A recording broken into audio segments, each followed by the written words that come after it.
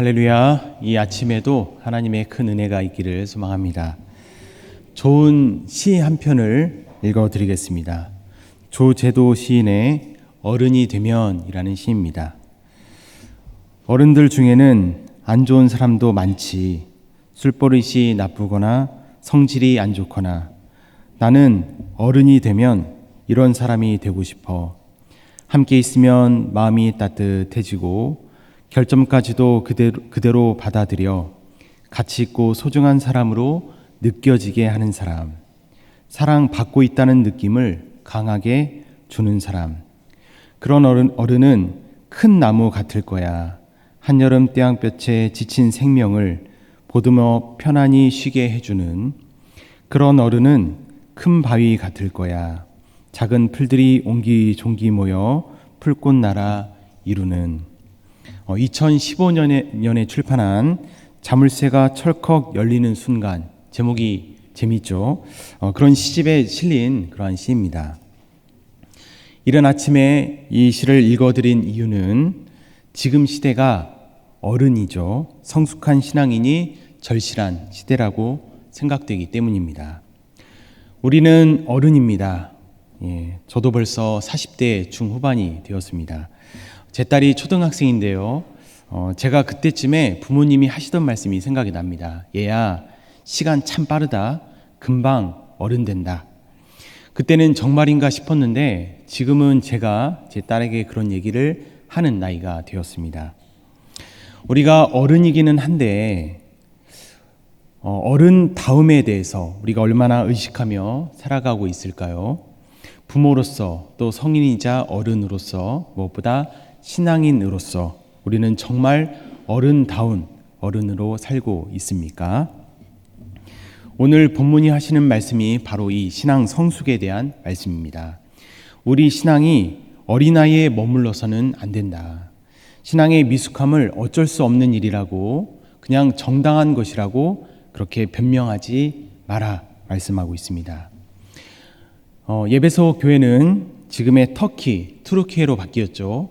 이 투르키의 대도시로서 상업과 문화, 종교의 중심지였습니다. 유명한 아르테미스 신전이 이곳에 위치해 있습니다. 바울이 2차 전도 여행 때 교회를 세웠고 3차 전도 여행에 2년 3개월을 머물면서 집중해서 목회를 했던 곳입니다. 유명한 두란노 서원이 이곳에 위치해 있습니다. 그런데 이들이 2년 3개월을 집중적으로 신앙교육을 받았음에도 불구하고 여전히 다양한 철학에 심취하고 있었고 유대 율법주의나 영지주의에 계속해서 흔들리고 있었습니다. 그것을 14절에서 사람의 속임수와 간사한 유혹에 빠지고 온갖 교훈의 풍조에 밀려 요동하는 것으로 표현하고 있습니다. 이런 그들에게 바울이 말합니다. 이는 우리가 이제부터 어린아이가 되지 아니하고, 그리고 어떻게 해야 한다고 말합니까? 13절, 그리스도의 장성한 분량이 충만한 데까지 이르러야 한다. 곧 신앙이 성장해야 한다 라고 말하고 있습니다. 신앙이 점점 어른다워져야 한다는 의미죠. 단지 머리만 커지고 성경 지식만 늘어나는 것이 아니라 우리의 내면이 성숙하는 것입니다. 우리도 하나님을 믿어온 지 꽤 되었죠. 그 신앙의 연수를 생각해 본다면 우리 역시 어른다운 신앙인이 되어야 할 것입니다. 그러면 어떤 모습일까요? 성숙한 신앙은 어떤 모습으로 드러나게 되는 것입니까? 물론 앞에 시에도 일부 언급되어 있지만 제가 찾아보니까 진정한 어른은 다음과 같은 특징을 가지고 있습니다. 내적 확신을 가지면서도 생각이 열려 있어서 해석의 폭이 넓고 단음을 인정하는 포용력이 있는 사람. 배울 점이 많지만 가르치려 하기보다 인격과 삶으로 자연스럽게 말하는 사람. 매여 있지 않고 자유로움과 동시에 안정감을 가진 사람. 그리고 바로 그러한 모습으로 사람을 넉넉히 품어주고 세워주는 사람. 어떠합니까? 우리에게는 그러한 모습이 있나요? 혹시 너무 기준이 높은 것입니까? 그렇지 않습니다. 우리 모든 신앙인은 누구나 성숙을 추구해야 합니다. 왜냐하면 성경이 말씀하시는 믿음의 속성이 그러하기 때문입니다. 믿음장이죠. 히브리서 11장 1절. 믿음은 바라는 것들의 실상이요 보이지 않는 것들의 증거니. 여러분, 믿음은 현재죠. 우리가 하루하루를 하나님께 의탁하며 살아갑니다. 그런데 동시에 미래입니다. 지금 이 순간을 하나님께 의탁하며 우리가 살아가고 있지만 그것은 모든 것이 당장에 내 믿음과 기도의 그 내용처럼 다 이루어지기 때문이 아닙니다. 오히려 지금은 아니어도 하나님의 약속이기에, 전능하신 하나님이 하신 약속이기에 하나님을 신뢰하여 지금의 삶을 계속해서 믿음으로 살아가는 것입니다. 그렇다면 믿음을 가진 사람은 어떨까요? 현재의 감정이나 상황에 휘둘리지 않겠죠. 잠시 방황은 할 수 있을지라도 영원히 절망하지는 않습니다. 그것은 하나님께서 주신 그 미래의 약속을 지금의 현재의 삶을 해석하는 기준으로 생각하기 때문입니다.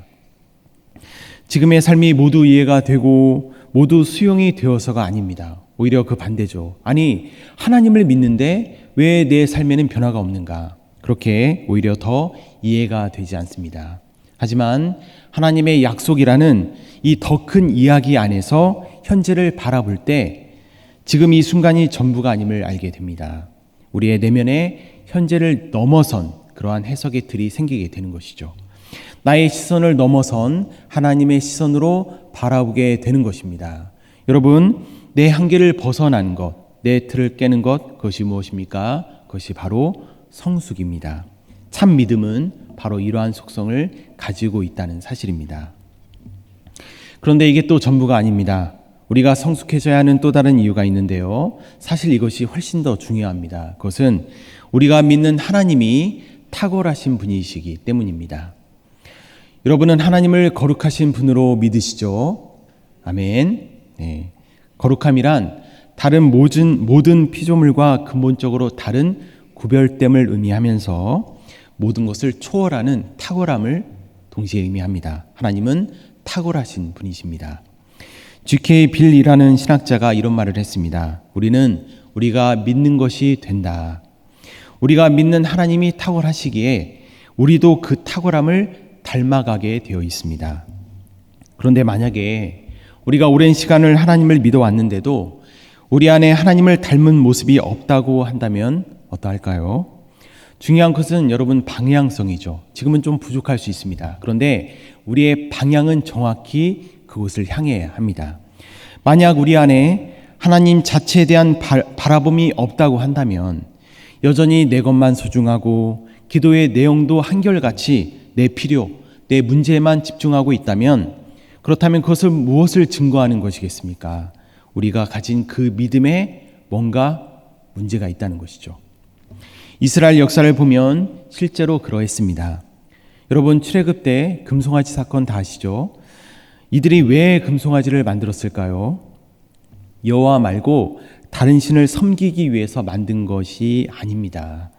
결론적으로는 그렇게 되었지만 처음부터 다른 신을 찾으려고 했던 게 아니에요. 그들은 여호와를 섬긴다고 생각하면서 금송아지를 만들었습니다. 그래서 출애굽기 32장 4절을 보면 이스라엘아, 이는 너희를 애굽 땅에서 인도하여 낸 너희의 신이로다. 그리고 이어서 5절, 그 앞에 제단을 쌓고 공포하여 이르되 내일은 여호와의 전릴이니라. 그러니까 금송아지를 보면서 여호와라고 부르잖아요.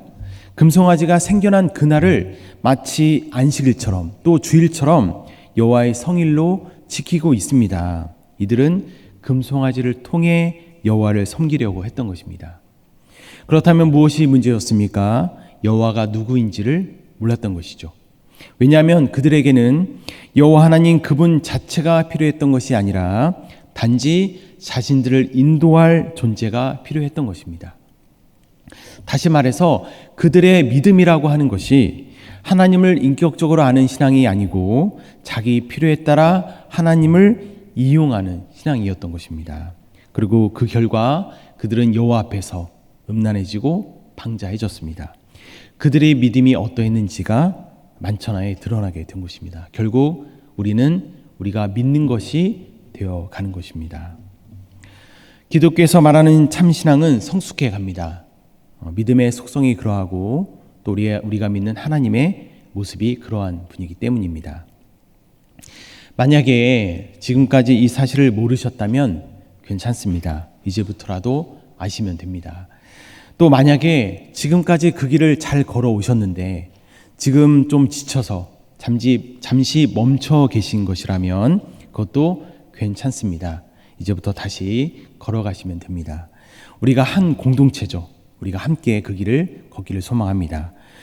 노량진교회 한 공동체로서 서로 격려하고 이끌면서 함께 가기를 소망합니다. 그렇게 우리 안에 다시 신앙의 성숙을 향해 나아가리라 하는 결단의 은혜가 있기를 간절히 축원합니다.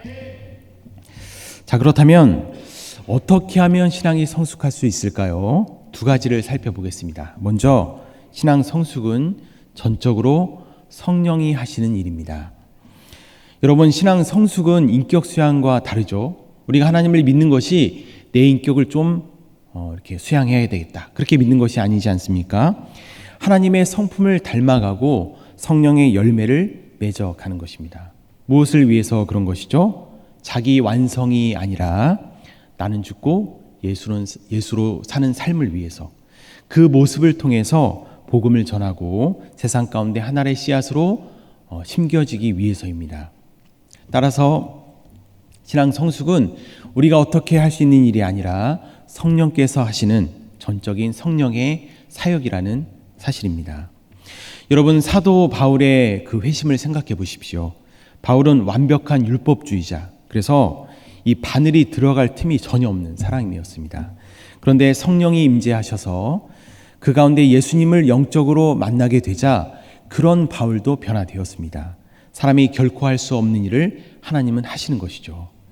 중요한 것은 성령 안에서 신앙이 통합되는 것입니다. 바울은 하나님에 대해서는 많이 알고 있었습니다. 하지만 하나님 자체는 알지 못했습니다. 지식들이 흩어져 있어서 오히려 바울을 혼란스럽게 했죠. 그래서 그 결과 선택한 것이 무엇입니까? 신앙으로 사람을 죽이는 일이었습니다. 그런 바울에게 성령이 임하자 그 모든 것이 통합되었습니다. 그러자 하나님을 위해서 남의 목숨을 거는 인생이 아니라 자기의 목숨을, 자기의 생명을 거는 인생으로 변화되었죠. 여러분, 이것이 참 중요합니다. 성령을 경험하면 우리 안에 통합이 일어납니다. 로마서 12장 2절, 너희는 이 세대를 본받지 말고 오직 마음을 새롭게 함으로 변화를 받아 하나님의 선하시고 기뻐하시고 온전하신 뜻이 무엇인지 분별하도록 하라.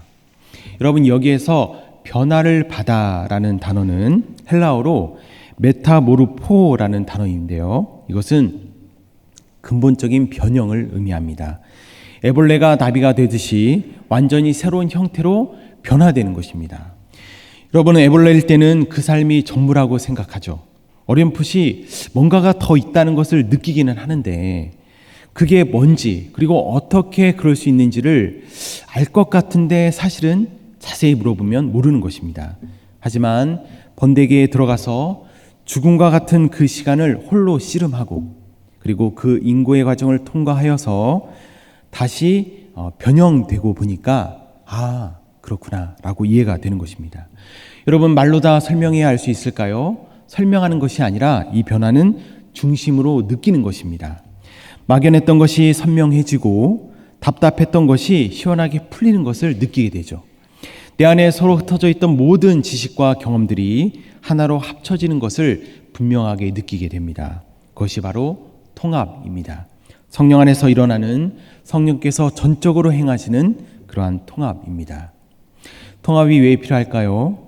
여러분, 다음 세대를 한번 생각해 보십시오. 다음 세대가 위기라고 말을 하는데 도대체 무엇이 위기입니까? 여러분은 구체적으로 무엇이 위기인지 생각해 보신 적이 있으십니까? 지금 교회에서 말하는 진리와 세상이 말하는 진리가 완전히 다른 것은 알고 계시죠?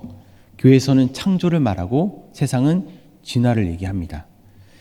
그런데 핵심은 더 깊은 곳에 있습니다. 교회에서 하나님을 말하는데 하나님에 대해서는 들어왔는데 하나님을 자기 자신이 처절하게 경험해 본 적이 없습니다. 다음 세대가 그렇습니다.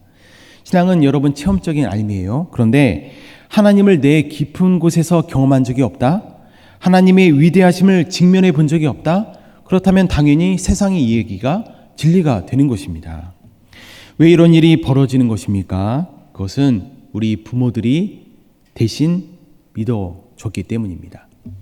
이걸 믿어야 하는 거야. 그건 위험한 거야. 그거는 아니야. 자녀가 스스로 하나님을 탐색하고 고민하고 고뇌하는 시간을 위험하다면서 허용해 주지 않았기 때문이죠. 욥처럼 귀로 들은 그 하나님을 내 눈으로 직접 보는 기회를 허락하지 않았습니다. 그럼 안전할 수는 있겠지만 그러나 진정한 자기 신앙이 되지는 못합니다. 귀로 들어온 하나님을 내 눈으로 직접 보기 위해서는 나만의 씨름을 해야 합니다. 그것은 누구도 대신해 줄 수 없죠. 온전한 나의 씨름으로 존중받아야 합니다. 하나님과 함께 성령 안에서 내가 그 씨름을 하는 것이죠. 통합은 이렇게 자기 성찰을 통해서 그 치열한 과정을 통과해야만 일어날 수 있습니다. 하지만 우리 부모들이 그것을 허락해 주지 않았죠. 우리 교회가 위험하다면서 정답만 말해주기 급급했습니다. 여러분, 낭만 닥터 김사부라는 드라마 보신 적 있으신가요? 괴짜 천재 이야기, 천재 의사 이야기인데 여러분 잘 아시는 한석규 씨가 주인공입니다. 기회가 되시면 꼭 보시면 좋겠습니다. 제가 말씀드리려는 부분은 이 메인 스토리는 아니에요. 하지만 영적으로 시사하는 바가 꽤 큽니다. 병원 원장 아들이 있는데 그동안은 철저하게 원장의 아들로 살아왔습니다. 여러분, 그 이름을 등에 업으면 얼마나 편합니까? 얼마나 권력이 있어요? 얼마나 든든하겠습니까? 이 아들도 의사여서 김사부가 있는 곳으로 레지던트로 발령이 나게 되고 이 원장의 아들이 아닌 자기 자신의 이름으로 이제 살아가게 됩니다. 처음에는 얼마나 힘들겠습니까? 아버지의 권력이라 이 자신이라고 생각해 왔는데 자기에게서 그것을 쓱 빼고 나니까 자기 안에 아무것도 없는 것입니다. 나는 도대체 누구인가? 그러한 정체성의 혼란이 당연히 찾아오죠. 하지만 김사부와 함께 하면서 자기 이름으로 살다 보니까 진짜 의사가 되어 있었습니다. 스스로 씨름하다 보니까 자기 정체성을 찾게 된 것입니다. 그래서 나중에 아버지가 자 이제는 돌아와라. 싫습니다. 여러분 왜 그럴까요? 내가 어렵게 찾은 내 정체성을 어떻게 포기합니까? 안전하고 편안하고 떵떵거리며 누리며 사는 삶보다 진짜 자기의 모습으로 사는 그 삶이 훨씬 더 소중한데 그것을 어떻게 포기할 수 있겠습니까?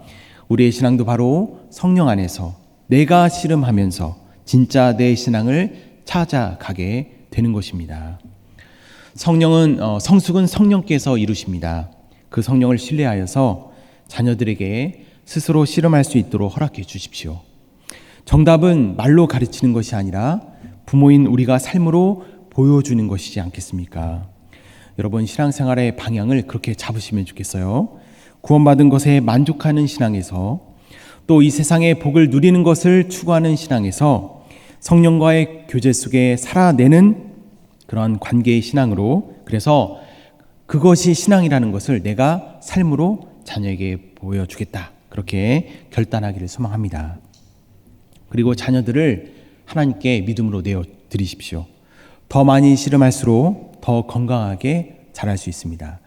씨름해야 할 때 하지 않으면 진짜를 경험하지 못하고 결국 믿음을 떠나게 되는 것이죠. 그래서 우리 자녀들이 대학생이 되면 성인이 되면 그렇게 많이 방황하게 되는 것입니다. 그렇게 우리도 신앙의 어른이 되어가고 자녀들도 성령 안에서 자기 신앙이 되어가는 은혜가 우리 가운데 가득하기를 간절히 축원합니다. 둘째, 그 일은 바로 우리 공동체가 함께 이루어가는 일이라는 사실입니다. 여러분 13절을 보면 우리가 하나가 되어라고 말씀하고 있죠. 그러니까 공동체가 신앙의 성숙이라는 같은 방향을 향할 때 그 안에서 한 사람 한 사람 신앙의 성숙이 일어나게 된다는 것입니다. 우리 신앙에 왜 공동체가 필요한 것입니까? 여러분 솔직히 말해서 공동체로 있으면 굉장히 번거롭고 귀찮기도 하고 또 그 안에서 같이 해서 상처받고 그런 것이 아닙니까? 오히려 그냥 깔끔하게 혼자 조용히 신앙생활 하는 것이 더 낫지 않겠습니까? 하지만 그럼에도 불구하고 공동체가 필요한 이유는 우리 인간의 존재 안에 이 공동체적 본성이 새겨져 있기 때문입니다. 우리 사람은 하나님의 형상대로 지음받았죠. 하나님은 삼위일체, 곧 본질적으로 공동체이십니다. 그래서 우리 안에 이 성향이 새겨져 있습니다. 그래서 우리가 혼자 있는 것이 오래되면 영적인 공허까지 느끼게 되는 것이고, 진심으로 함께할 때 그 안에서 우리의 영혼이 살아나게 되는 것이죠. 그 이유가 바로 여기에 있는 것입니다. 외로움이 일상이 되어가는 이 시대 가운데 우리가 소그룹으로 모일 수 있다는 것이 얼마나 귀하고 감사한 일입니까? 그 모임에 꼭 함께 하시기 바랍니다. 그리고 기도하시면서 그 모임의 방향도 함께 잘 세워가시기 바랍니다. 바로 어른다움을, 성숙함을 추구하는 그런 모임이 되는 것입니다. 세상 이야기로 채워지는 자리가 아니라 성령을 경험한 이야기로 채워지는 공동체, 모두가 똑같아서 편하고 안전한 자리가 아니라 서로의 다름을 통해 성숙해가는 공동체, 우리의 모임이 그런 공동체가 되기를 또한 소망합니다. 사랑하는 성도 여러분, 우리는 어린아이의 신앙에 머물 수 없습니다. 중요한 것은 성령께서 우리 안에 이미 함께 하시고 성숙의 그 길을 이미 작정하고 계시다는 사실입니다. 그 부르심에 응답하여서 성령과의 교제로 다시 들어가십시오. 그것이 개인의 성숙을 넘어서 소그룹의 모습으로 이어지고 그 안에서 하나님이 주시는 사명을 발견하고 또한 세상을 섬기는 우리들이기를 소망합니다. 특별히 다음 세대를 기억하시기 바랍니다. 다음 세대가 정말로 걱정이 되신다면 자녀들이 성령 안에서 자기 신앙을 만들어갈 수 있도록 그렇게 허용해 주십시오. 교회 안에도 또한 우리 가정 안에도 그렇게 씨름하는 장을 마련해 주시기 바랍니다. 아이들이 정답을 모르는 것이 아니라 그 정답을 자기 신앙으로 살아내 보고 싶은 것입니다. 하나님을 인격적으로 만나야 자기 신앙이 되는 것이고 성경적 가치관으로 삶이 통합되는 것이고 또 세상의 가치관들을 믿음으로 해석하는 그 힘이 생겨나게 됩니다. 그렇게 주신 말씀을 따라 결단하며 나아가는 우리 노량진 교회 위에 하나님께서 성숙과 회복의 은혜를 부어주시고 다음 세대를 살리고 또 이웃을 섬기는 그러한 이 시대에 필요한 공동체로서 온전히 세워주시기를 간절히 축원합니다. 함께 기도하겠습니다. 하나님 아버지, 주신 말씀 앞에 우리 자신을 비추어 봅니다. 우리는 어른임에도 어린아이 같은 미숙함에 머물러 있지는 않습니까? 우리의 합리화와 자기 연민을 끊게 하여 주시고 그리스도의 장성한 분량에 이르도록 우리를 이끌어 주시옵소서. 가정에서, 직장에서, 교회에서, 세상의 한 복판에서 성숙한 신앙인으로 살게 하여 주시고 무엇보다 사랑하는 다음 세대 가운데 성령을 경험하고 하나님을 알고자 하는 시름이 있게 하여 주셔서 하나님을 인정하지 않는 이 시대 가운데 믿음의 세대로 온전히 세워 주시옵소서. 감사하며 예수님의 이름으로 기도드립니다. 아멘.